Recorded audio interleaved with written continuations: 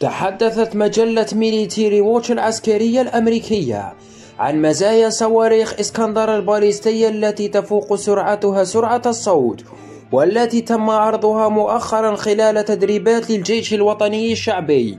وقالت المجلة الأمريكية في تقرير لها أن الجيش الجزائري يمتلك حاليا صاروخ إسكندر وهو الأقوى في العالم. وأضافت مجلة ميليتيري ووتش أن صاروخ إسكندر الباليستي يصل مداه إلى 500 كيلومتر ويتمتع بالدقة العالية، كما أن له قدرة كبيرة على المناورة، ومساره غير المتوقع يجعل اعتراضه مستحيلا.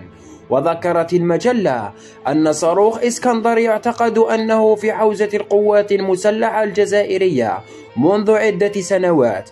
وقالت المجلة إن الصاروخ الروسي لا يعرف عنه إلا أنه تم تصديره إلى الجزائر مع قيام كل من كوريا الشمالية والجنوبية بإدخال صواريخ متشابهة للغاية، يعتقد أنها استفادت من عمليات نقل التكنولوجيا الروسية.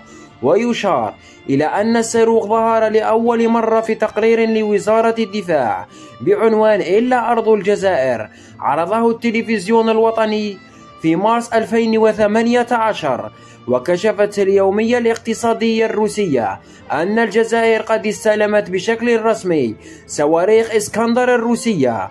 وذكرت الصحيفة حينها أن الجزائر أبدت اهتماما كبيرا بهذه الصواريخ، حيث أن هذا النظام يمتلك دقة وفعالية كبيرة